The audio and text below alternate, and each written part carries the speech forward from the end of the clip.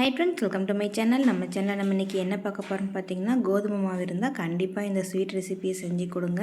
குழந்தைங்களாம் நல்லா விரும்பி சாப்பிடுவாங்க. இப்போ குழந்தைங்களாம் ஸ்கூல்லேயே விட்டு வீட்டில் இருக்காங்க இல்லைங்களா, இந்த மாதிரி ஹெல்த்தியான ஸ்வீட் ரெசிபியாக செஞ்சு கொடுங்க. நல்லா கேட்டு விரும்பி வாங்கி சாப்பிடுவாங்க. இது என்ன ரெசிபின்னு பார்த்தீங்கன்னா, கோதுமை இனிப்பு தோசை தாங்க.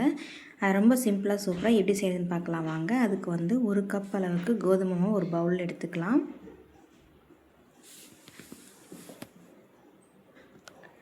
ஒரு பிஞ்ச் அளவுக்கு உப்பு சேர்த்துக்கலாங்க, கொஞ்சமாக சேர்த்துக்கலாம். ஒரு சிட்டி அளவுக்கு சோடா உப்பு சேர்த்துக்கலாம். இப்போ தண்ணி விட்டு நல்லா கட்டி இல்லாமல் நல்லா கோதுமை மாவை கரைச்சி எடுத்துகிட்டு வந்துடலாம்.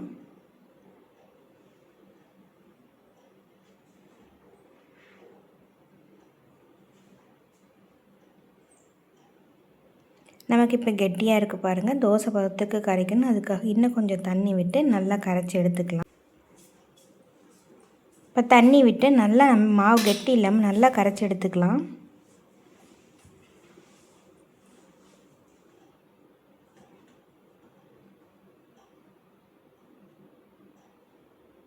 மாவு தோசை மாவு பதத்துக்கு இருக்கணும், அந்தளவுக்கு பார்த்து நல்லா தண்ணி கூட குறைய பார்த்து சேர்த்துக்கோங்க. ரொம்ப தண்ணி மாதிரி கரைச்சிடாதீங்க.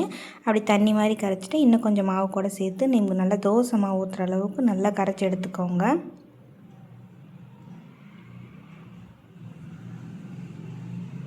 மாவு எல்லாத்தையும் நம்ம நல்லா கரைச்சி எடுத்துட்டோம். உங்களுக்கு ஸ்வீட் எந்த அளவுக்கு பிடிக்குமோ அந்த அளவுக்கு நீங்கள் ஸ்வீட் சேர்த்துக்கோங்க. நான் நாட்டு சக்கரை நம்ம எந்த கப்பில் 1 கப் அளவு கோதுமை எடுத்திங்களோ அதை 1/4 கப் அளவுக்கு நாட்டு சக்கரை சேர்த்துருக்கேன். இல்லை நாட்டு சக்கரை தான் சேர்த்துணும் அப்படின்லாம் இல்லைங்க. நீங்கள் வெள்ளை சக்கரை இருந்தால் வெள்ளை சக்கரை கூட சேர்த்துக்கலாம், அதுவும் நல்லா தான் இருக்கும். நாட்டு சக்கரை சேர்த்துறப்போ இன்னும் நல்லாயிருக்கும், அதுக்காக தான் நாட்டு சக்கரை சேர்த்துருக்கோம். சர்க்கரையெல்லாம் சேர்த்துட்டு நல்லா இந்த மாதிரி கலந்து விட்டுறலாங்க. நாட்டு சர்க்கரையெல்லாம் நல்லா கரையட்டும். சின்ன சின்ன கட்டியாக இருக்குது இல்லைங்களா, அதில் நல்லா கரையிட்டும். இப்போ பாருங்கள், சர்க்கரையெல்லாம் நல்லாவே நமக்கு கரைஞ்சி மாவு சூப்பராக நம்ம தயார் பண்ணிட்டோம். இந்த அளவுக்கு மாவு நல்லா கரைச்சி எடுத்துக்கோங்க. இதுதான் கரெக்டான பக்குவம் நமக்கு. இப்போ ஸ்டவ் ஆன் பண்ணி தோசைக்கல்லை வச்சுட்டு தோசை ஊற்றி எடுத்துக்கலாம்.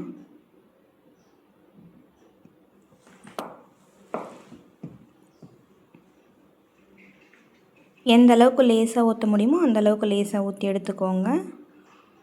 குழந்தைங்கள்லாம் இனிப்பாக இருக்கிறதுனால நல்லாவே விரும்பி சாப்பிடுவாங்க. ஈவினிங் ஸ்கூல் விட்டு வர குழந்தைங்களுக்கு ஈவினிங் செஞ்சு கொடுக்கலாம் ஸ்நாக்ஸ் ரெசிப்பியாக. அப்படி இல்லைன்னா நம்ம ஸ்கூல் கேக் கூட ஸ்நாக்ஸாக செஞ்சு கொடுக்கலாம். ரொம்ப ரொம்ப நல்லா இருக்குங்க. ரொம்ப ஹெல்த்தியான ரெசிபியும் கூட. தேவையான அளவுக்கு எண்ணெய் விட்டுட்டு ஒரு பக்கம் வெந்ததுக்கப்புறமா இன்னொரு பக்கம் நம்ம நல்லா திருப்பி போட்டுக்கலாம்.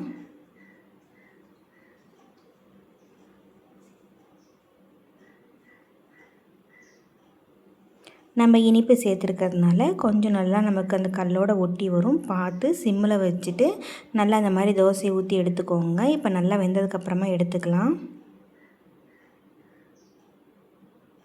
இதே மாதிரி இன்னொரு தோசையை நம்ம ஊற்றிக்கலாம் வாங்க.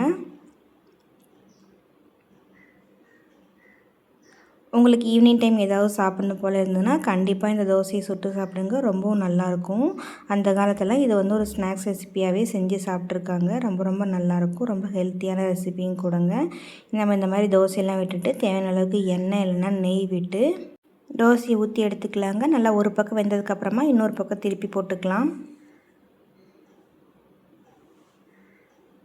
அவ்வளோதாங்க. நம்ம இன்னொரு பக்கமும் திருப்பி போட்டு நல்லா வேக வச்சு எடுத்துட்டோம்னா சூப்பரான கோதுமை இனிப்பு தோசை ரெடிங்க.